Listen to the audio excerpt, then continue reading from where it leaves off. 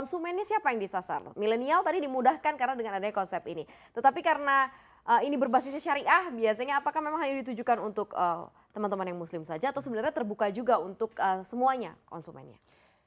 Iya, saya pikir ini bagus juga ya untuk diluruskan karena persepsi yang berkembang di luar sana mengatakan bahwa properti syariah ini hanya bisa dimiliki oleh konsumen-konsumen yang muslim saja. Padahal tidak.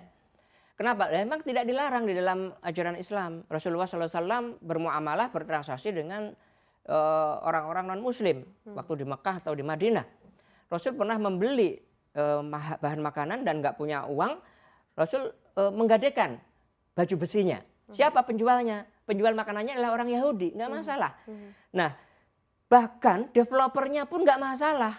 Kalaupun dia non-muslim nggak masalah. Saya dengan kawan-kawan saya yang non-muslim, yang Kristen, Katolik, yang Buddha, termasuk minggu lalu saya baru datang dari Bali, ya ngajari, membantu teman-teman developer yang agamanya Hindu bagaimana menerapkan skema ini.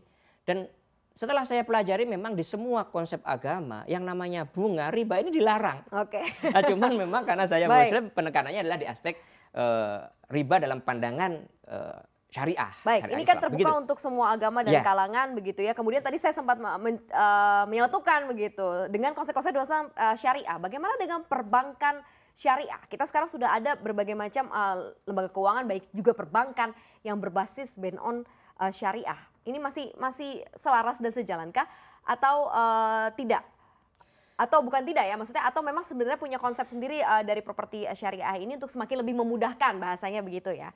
Nah, iya, kita tahu sebenarnya urusan dengan perbankan ini kalau dibilang ribet ya ribet lah ya, jelimet iya. Ya, dengan ya instrumen BI checking segala macam.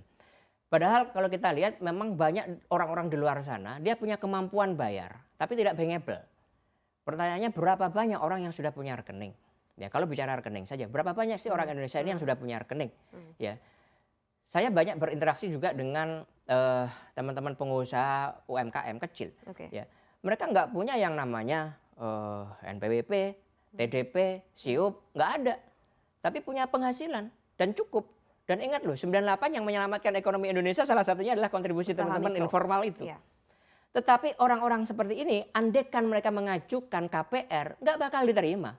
Ya, nah ini salah satu konsumen pembeli properti syariah yang cukup banyak, inilah yang kita namakan sebagai konsumen unBI checking.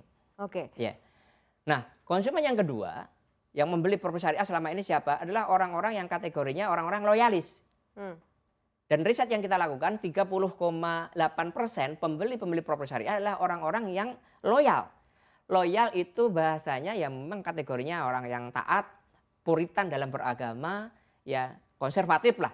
Ya, mereka tidak mau melibatkan bank karena di perbankan ada namanya riba.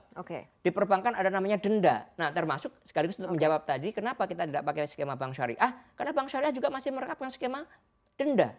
Denda finansial ini kan riba jahiliyah yang dilarang oleh ya Islam.